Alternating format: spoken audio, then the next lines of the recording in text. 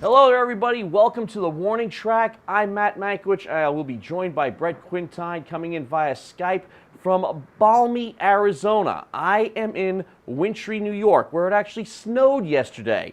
Temperature outside somewhere around 38 degrees. What's it like out there, Brett? Need I ask? Oh, it's a lovely 75 degrees, Matt. There is not a cloud in the sky. I'm standing next to a cactus tree. I don't want to lose the signal, so I don't want to move around too much, but it's absolutely gorgeous. The spring training games have been gorgeous. It's a perfect setting. Absolutely. I wish I was there with you, but of course somebody has to hold the fort here in the New York offices of sports. So Absolutely. run down what you've been doing the last couple of days. You caught a couple of pretty good games, I hear. Absolutely. Well, I'll say this, something I had mentioned in the previous episodes of the Warning Track. The beauty of spring training here in Arizona, you can catch every team within a 1 hour drive, as opposed to Florida, and nothing against Florida, but you've got the Gulf Coast, you got the Atlantic Coast. Here, everybody is within an hour.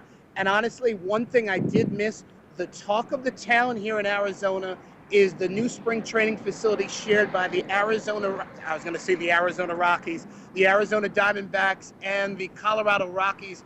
It's called Salt Fields at Talking Stick. It's on an Indian reservation, and they say it's major league caliber. I've had the privilege to go to a Cubs game, saw the Cubs and the Oakland A's, a terrific pitching duel, and for spring training, that's something you don't see too often. Saw a bunch of zeros on the board. The Cubs won that game a few days ago, 3-1. And then yesterday, a terrific game out in Peoria, Arizona. The Mariners fall to the Royals 9-8. I got to see Ichiro Suzuki hit for the first time. He had a couple of hits in that one. And spring training, it's just a very relaxed atmosphere. Well, it's getting a little bit less relaxed, I can imagine, because the season starts next week.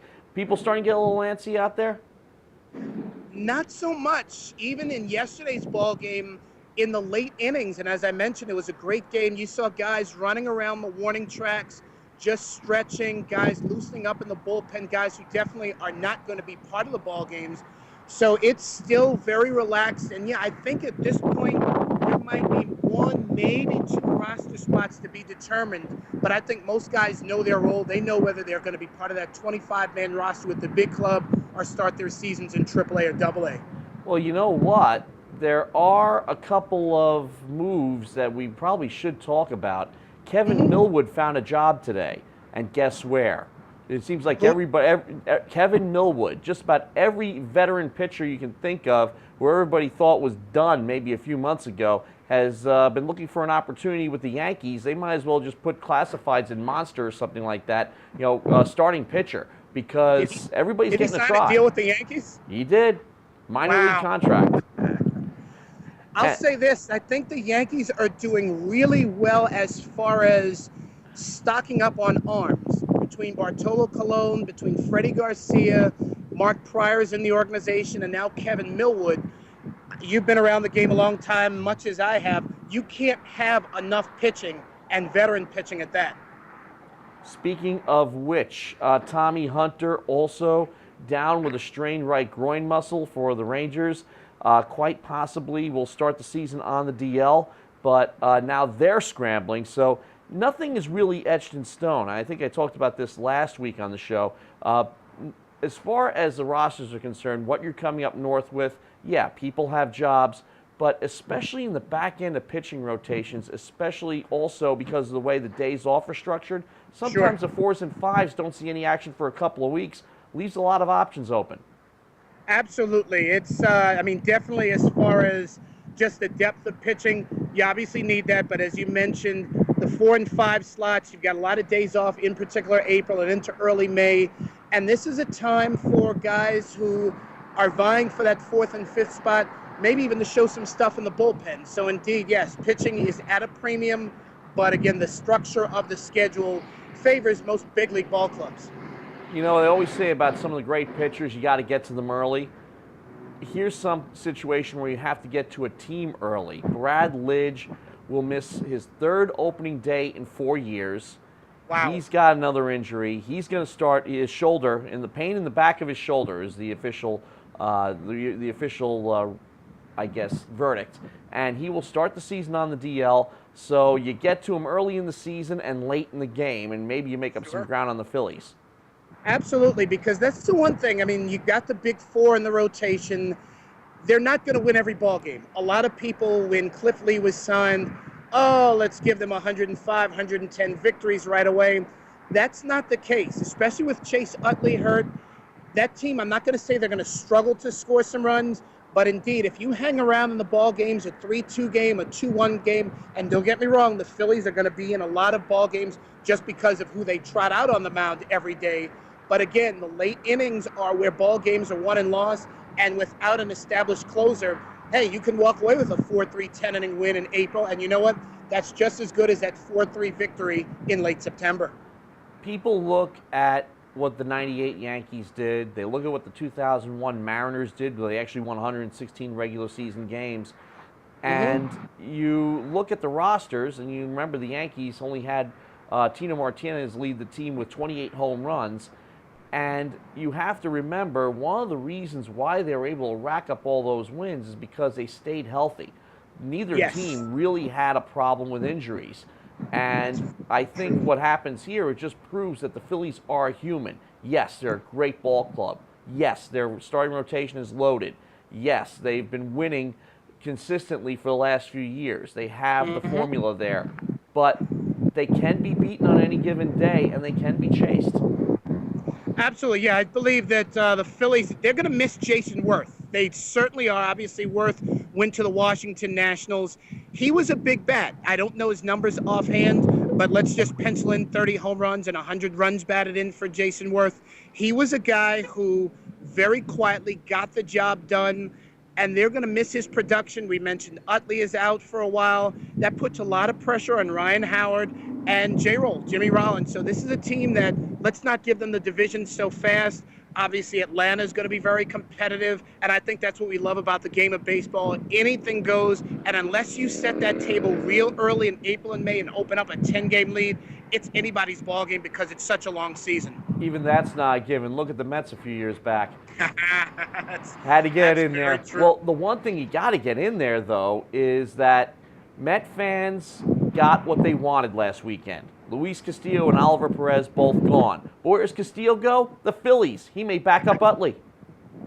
That is, when I read that, I'm like, wow, they're letting guys go within their division.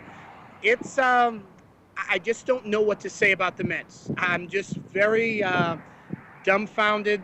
I mean, they've battled a lot of injuries the last couple of years. They've just struggled, obviously, internally in the front office, in upper management. That's an organization that, unfortunately, and I say unfortunately in the sense of for New York fans, it's a team that I think it's going to reflect on the field once again this season. We like drama here in New York. Yes, we do. We even like Johnny Drama from Entourage. We love him a lot. But the one important thing here is I think that the media here, us included, we do it too, are, I think, being a little bit over dramatic when it comes to the Mets. First of all, one thing I've noticed as far as the performance on the field, the guys know how to focus, they know how to isolate that stuff. As long as there's hot water in the showers, they're okay. True, The very big true. thing And is, as long as those paychecks keep coming. yeah. You gotta remember, the Mets were 79 and 83 last year. Okay? 4 games under 500. They were mediocre. They weren't 100-game losers. They weren't 20 games under 500. They were mediocre. Can they improve on 79 and 83? If they do, they're in wild card contention. They're not that far off. Right. No, it's definitely a team that has some tools. I just really think that just the whole drama, just the whole, is Beltran going to stay healthy? Something that we've kind of, I can't say it's an underlying thing. David Wright has been phenomenal the last few years, just carrying the team. He's due for and granted he had the 9 home runs a couple of years ago. He's due for a flat season. So I just don't see a lot of those pieces coming together. I mean, again, maybe they might surprise. And as you said, they're not as bad as their record indicated, but I just see some more struggles in Flushing. 2 make or breaks here, and it's both the left side of the infield. Since we're on the subject of the Mets, we might as well elaborate. David Wright got that concussion a couple of years back. And I don't think he's ever been quite the same. If he has a breakout year, they're going to be in pretty good shape. I would guess not even a breakout, a rebound year. I think it would be the best way to describe it. He's been okay, but he hasn't been quite David Wright since they moved to Citi Field. And Jose Reyes is, of course, the whole card. And if you're in contention, what do you do with Jose Reyes? This is a question that's been asked quite a bit because he's in good shape. He has the potential, and he's shown it in the past, to be an A-list player again. And if he gets back onto the A-list by July, what do you do? I mean, New York teams are never sellers at the trade deadline. The Mets Correct. could be. The Mets could be. You bring up a good question. I've seen Jose Reyes for a long time, since the minor leagues back in 2002, 2003. I think you hold on to him. He still has a lot of value, and obviously he would if we're speaking of trading him. I think that you really hold on to him because he's a dynamic shortstop when healthy. He's a guy who is due for a big year. I think you keep him, and I think you try to stick it out with that solid left side of the infield. It may be a case of year too early versus year too late, so I'm going to withhold judgment a little bit on that one. That's fair enough. Absolutely. It is an interesting dilemma, though, especially here in New York. Nobody ever sells here. No, no, as you know, we're definitely buyers. So yeah, the Yankees and Mets, they tend to hold on to their guys. So yeah, we'll see how it moves. And with that, it's time to step out, and when we rejoin you somewhere down the road, we're going to have some great guests coming up, and one in particular that I hope you stick around for and catch on the next segment of the Warning Track is Roberto Clemente Jr. He's coming up very soon.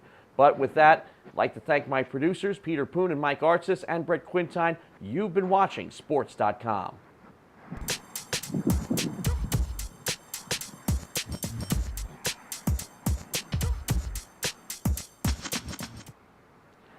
And we are here on the Warning Track. Matt Mankiewich in cold New York, Brett Quintyne in balmy Arizona. And joining us now will be Roberto Clemente Jr.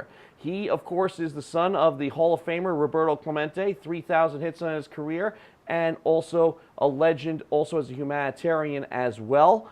But the one thing that Roberto Clemente Jr. has done is that he has continued a lot of that humanitarian work in his own right, in addition to having a very interesting professional baseball career, which was shortened by injury. But Roberto, welcome to the show. Thank you, guys. Great to be here. Yeah, and also one thing the Yankee fans, especially in New York, will remember that you were on the Yankee broadcast in the mid-1990s, the Spanish language broadcast, and also hosted an English language show on WFAN covering the Latin beat. And you are in Puerto Rico right now. I'm actually I'm feeling sorry for you if you're in New York right now, because I'm actually in front of the water and looking at the sunset as we speak. Absolutely. Not to rub it in, but it's great weather right now. Yeah, absolutely. Right now, Matt, so, I think you're the only one in bad weather. Yeah, I'm the only one. I'm freezing here. I mean, this sweater I'm wearing right now, I'd probably be roasting in it if I were in either of these places. I mean, you know what though? Hopefully it improves over the next couple of weeks, especially opening day next week at Yankee Stadium. The Mets open on the road. But couple of questions I wanted to run by you. You are the founder of RBI, Reviving Baseball in Inner Cities, and you've seen where it started and you've seen what it's grown to. Talk a little bit about how that's developed. Well, I founded in Puerto Rico and also Pittsburgh. The founder, John Young, started the program in Los Angeles with just a couple of kids, and it was able to get the kids off the streets. And it's something that has grown. It's been in Mets. Now it's international. Kids all over the world playing the RBI program, which is a reviving baseball in the inner cities. And it's actually not a league. It's actually a program where kids are being able to do education through the sport of baseball. The kids that have been touched by this program have been absolutely very, very fortunate to have Major League Baseball sponsor this program for now since the late 80s. And I'm very, very, very happy that right now we're looking at adding Nicaragua to the list, where I'm actually opening up a baseball academy. down there, and also taking the RBI program down there as well. So I'm very excited what the RBI has done throughout not only the states but now internationally. And the kids are doing great. We're very, very proud to be part of it. Brett, you want to get a question in? Yeah, I definitely want to say, well, first off, props to you because, I mean, the RBI program certainly has done just that. It has revived baseball. And realistically, I mean, it is a worldly game, and to have everybody involved, whether it's inner cities in the USA, whether it's other countries, I think we're seeing that at the major league level because we could go back, say, 20 years ago, and there weren't a lot of nationalities involved in the game, and here we are in 2011, and I think every major league team has guys from not only USA, but also Dominican Republic and other countries as well, obviously in Asia as well.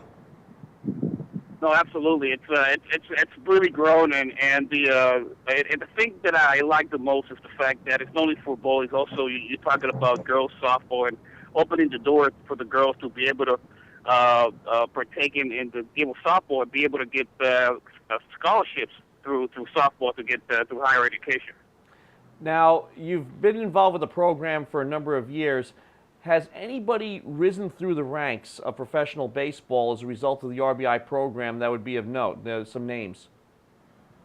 Yeah, as a matter of fact, it's kind of funny because I was looking at the list last week, and for the life of me, I can't even remember because I've been tired. I've been full all night to get down here, getting at 5 a.m. But yeah, there's quite a few guys, and I know I'll be on the show quite a few times once I get back to New York, and I'll be able to list a whole number of them that are in the major leagues right now.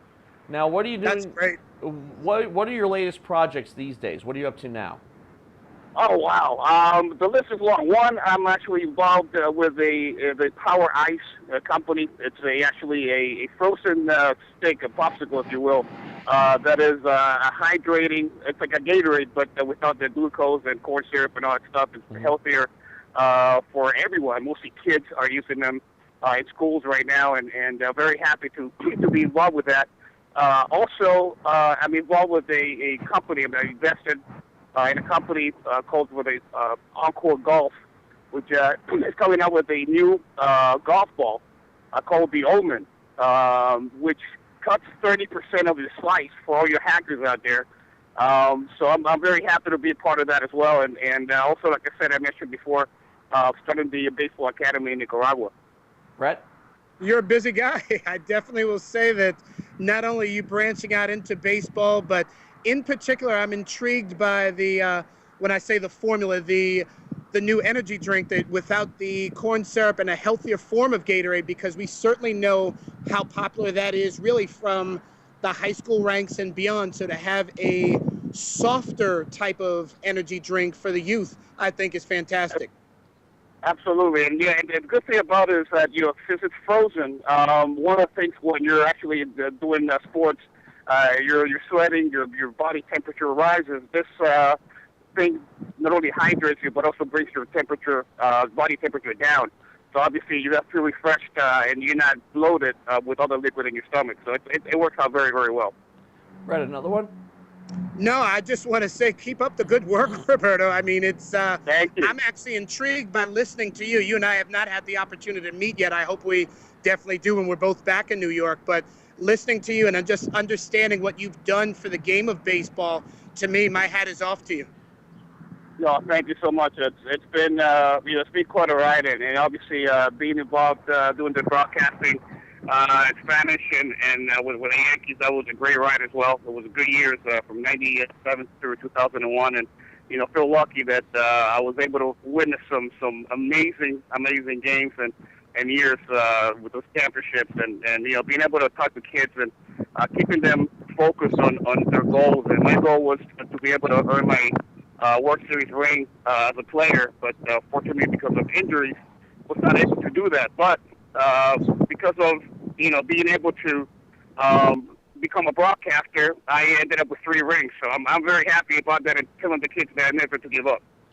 One thing I do want to ask you, something I like to ask as many people who are close to the game as possible. If you could change one thing about the game today, what would it be? Whether it be a rule change, whether it be maybe scheduling or anything of that nature? It's kind of funny. There's certain things that I look at. I think the game is fine. It has grown. It has been evolving with time. And what's been happening? I know it's been the postseason is getting longer and longer into November, if you will, almost. Correct. And Absolutely. it's something that I would rather just keep it just too closer to October, but. It is what it is. The only one thing that I actually am a little upset about, it has nothing to do with the game itself. It's actually with when MLB started the draft, included Puerto Rico in the draft. That killed a lot of opportunities for kids in the island of Puerto Rico, and it's something that I'm trying to at least hopefully be able to resist it and hopefully have MLB kind of take that back and be able to sign a free agent for Puerto Rico, because competing with other guys in college baseball, if you will, it has really hurt the game in Puerto Rico. Now, as far as that's concerned, Puerto Rico is now included in the draft. Are the other Caribbean countries included as well? Because I don't think they are. Absolutely no. Puerto Rico is the only one that was included. The Dominican Republic, Venezuela, anywhere else, everyone is assigned as a free agent. So they can actually take a look at the talent and just sign, whenever they feel like it. But, the draft has really, really hurt and hindered the opportunity for kids in Puerto Rico. What are the chances of getting that changed?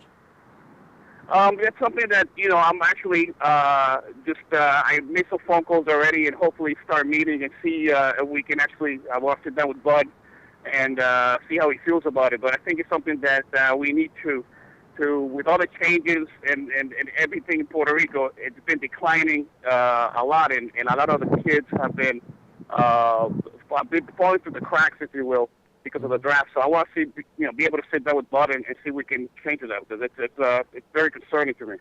One thing that I've seen in recent years is almost a grassroots campaign, if you consider anything between major league players grassroots, is the Retire 21 campaign. Obviously, 21 is the number your father wore, and it is a campaign among Latin players and players in general and people within the game of baseball to treat number 21 the same way as number 42 is treated, to retire it across Major League Baseball. I wanted to see what you thought about that. Well, I mean, I obviously as a family, we're very honored that, the movement has been going on for a few years now, and I understand it. So we're very happy that people feel that way. I truly believe in the bottom of my heart it's not going to happen, knowing Bud and understanding his concerns about doing that. But it's something that you never know. I mean, I do understand that that's not going to happen while Bud is in office. But we're very proud that they're trying to get the number retired. At the same time, we have the Roberto Clemente Day every September, the Clemente Award and the World Series, which all the guys that are nominated are very, very happy, and because obviously they're showcasing what they're doing outside the lines. And it's something that they're very proud to be honored with the Clemente Award. Brett? Obviously, you do a lot with the game of baseball, and you obviously earned your rings with the Yankees, and you have ties to the Pirates. Are there any other baseball clubs that you are closer to than just the typical major leagues in general? Well, no, I have friends everywhere, and then within MLB and other teams. It's something that I'm very just proud and honored that obviously being born into the game and obviously love the game. And it's something that if you're a baseball fan, you always like a good game, and obviously I guess I always say I was born with an eye patch. Because of dad, obviously, but Sure. I'm one of those guys that just love a good game. It doesn't matter who is playing. Roughly how many games do you get to a year? Because obviously you have a busy travel schedule, and with many of the things that you're doing, it doesn't always include just going to a game, but just curious how often you are able to get to various ballparks. Well, actually, I probably during this season, I would say around 20-some games. Good You know, stuff. and it's fun if if it's something that I need to get there. That's perfect. But I watch 20 games a year, and Nice. obviously watching on TV. Sure, absolutely. Wanted to ask you also about your Yankee experience because I was covering the team at the time myself and still do.